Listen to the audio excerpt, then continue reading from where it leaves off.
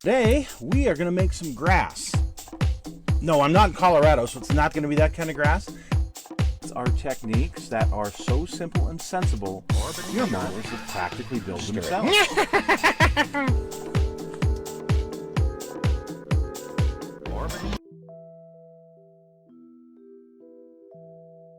Hello folks, it's Mad Dog Merv. Well, today I am headed out to the Salt Lake City International Airport. There's been some big changes. They just spent like $4 billion and built a new airport out here. But, you know, here's the thing. A lot of folks don't realize that the history of their own airport, their own local airport. A lot of people don't even think about that kind of stuff. But, you know, being a history buff and being an aviation history buff, well, military history buff, those kind of things have always piqued my interest. And, well, Salt Lake City Airport has been all of that for a lot of years. You know, mail route, military, all sorts of really cool things. In fact, there has been some kind of an airfield on this spot for over 110 years now. I mean, it's been a while. That's a long time. And they've had an incorporated airport here for 100 years. 100 years. Yeah, that's pretty impressive. So today we're going to look at just a brief history of this airport. Look at some of the changes over the years. So stick with Mad Dog Merv, and we are going to take a look at the Salt Lake City International Airport. So really everything started out here in about 1911, a cinder-covered landing strip over this marshy pasture area called Basque Flats, named after the Spanish shepherds in this area. That was the rudimentary beginning of the airport. It was originally used for acrobatic flights. It was the site of the Great International Aviation Carnival.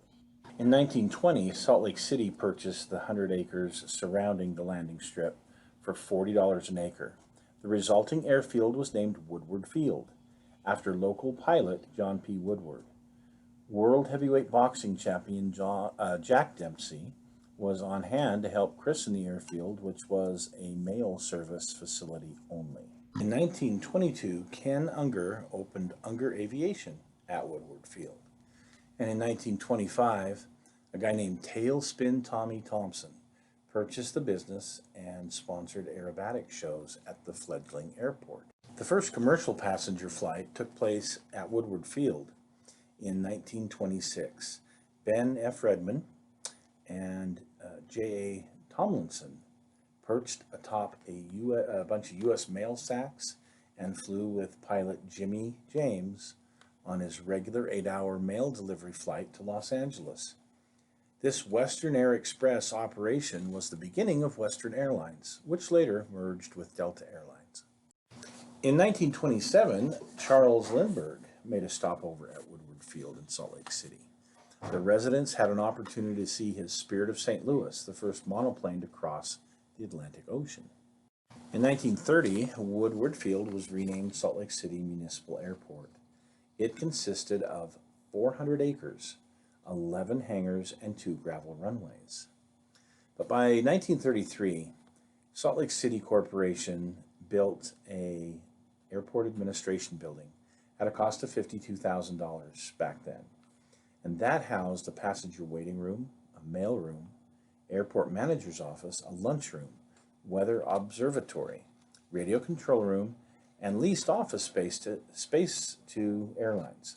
A 3rd runway was also added at that time. So throughout most of the 30s and into the 40s, there was actually U.S. military, or U.S. Army Air Corps to be precise, stationed here at Salt Lake City Municipal Airport.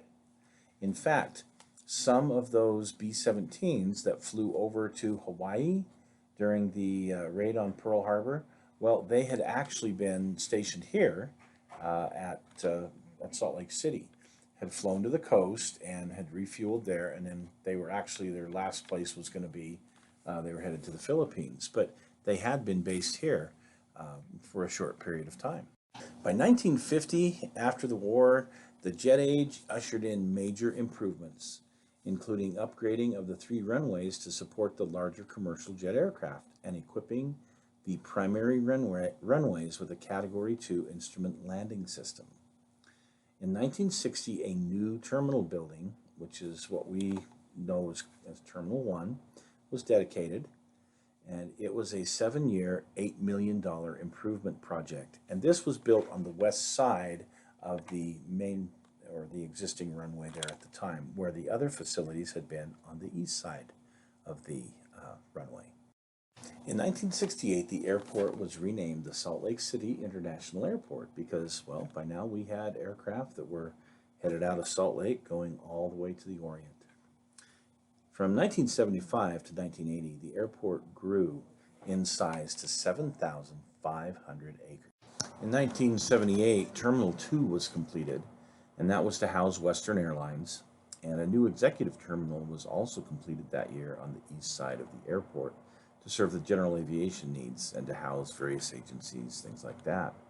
Then there was also a west runway built and a taxiway system that was extended, and that west runway was west of pretty much everything. And again, that was 1978. In 81, Terminal 1 was expanded and remodeled. And then in 82, Western Airlines made this their big operational hub, which required some facilities upgrades. In 1987, Western merged with Delta, and this became the huge Delta hub out here. And their repair facilities and all sorts of really cool stuff. Anyway, in like 87, they built a big, huge new control tower, and they've added extra concourses over the years. The place has really grown, but it needed to grow again, so they spent like $4 billion and built this beautiful new facility that just opened a couple of weeks ago. So now for some of my personal recollections. My family used to drive out North Temple a lot, either to go to the airport, pick it up or drop it off people, or going out to the dump, which was just west of the airport at the time. What's interesting about this picture here is in the bottom left-hand corner, you see a little access road, and there is where the airport drive-in movie theater was located. Yeah, pretty cool, huh? Well, anyway, on the way out there, just before you get to 2200 West, there was this little building. This is taken in 1941, so this is a real old picture. You notice there's nothing else around behind it, which is really cool. But there's the trees out front, and this was the Levitt and Rydal welding, ornamental iron, porch railings, things like that. So it was a little welding shop is what this started out as. And again, this is one of the county assessor pictures. This is how they used to assess your property. Well, here is what I remember as a little kid, was then expanded into a service station. And you see, they still did welding and whatnot, but the Utah Oil Company. And they had this BT-13 trainer on top of it. And I used to love going down North Temple, and we'd get to this point, and I'd point out the plane on top of the roof. I thought that was the coolest thing ever.